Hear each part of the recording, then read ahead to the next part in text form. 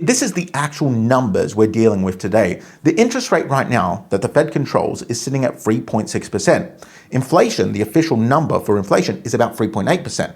So 3.6 minus 3.8 minus 0.2. So right now, the rate is below inflation. The real rate just dipped below zero. So basically, inflation is so high that even if you're holding one of the safest forms of debt, US Treasuries, you're losing money right now. This is their scam strategy. They can't repay the debt, so they just inflate it away.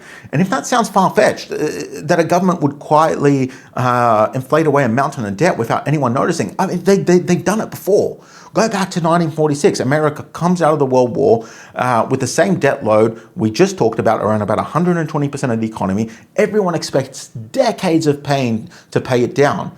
But they never paid it down, not really. Instead, they just held interest rates so low, let inflation run hot through the 40s and the 50s, and they just let the debt erode. By 1974, that mountain had shrunk from 120% of the economy all the way down to 30%.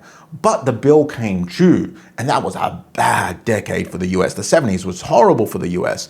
Unless you held gold, then it was a good decade, a really good decade. I mean, I'm sure my editor will throw up the gold chart. And this is why I keep talking about gold. Every single time the government has pulled a stunt like this, a mini reset, I call these mini resets. And I'm going to go through the free mini resets and the upcoming major reset that I believe is about to happen.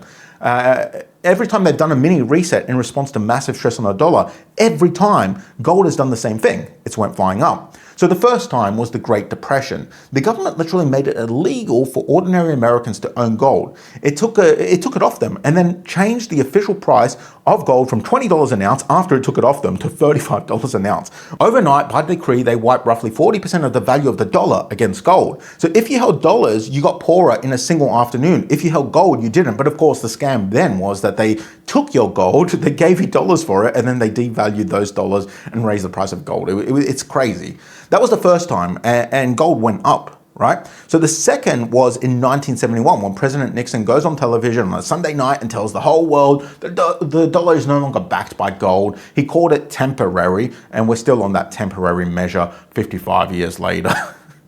What followed was a decade of inflation, and the US dollar rapidly lost value through insane printing. And that was the second mini reset, although the correct term for this is actually a monetary regime reset, although I like mini reset better, it sounds better. So in that mini reset from the 70s, gold climbed from $35 to $850 over the next few years. Then came 2008. This is the third mini reset, and this is the most recent one. So in 2008, the financial system nearly dies. The response is zero interest rates and trillions of freshly printed dollars. Gold actually crashed at first in the panic. It dropped around 30% and everyone wrote it off. Then it ran from $700 to $1,900. It nearly tripled, while the people who panic sold the bottom, you know, they kind of got screwed. So that's three mini resets, 1934, 1971, and 2008, or 1974 and 2008. Three different decades, three different excuses for the resets, but it's the same shit every time, really. They debase the dollar and gold goes up because the money it's priced in is worth less. Anyway guys, if you found this interesting and want to hear more about it, make sure to watch the full video. It should be popping up on your screen sometime now, somewhere here maybe.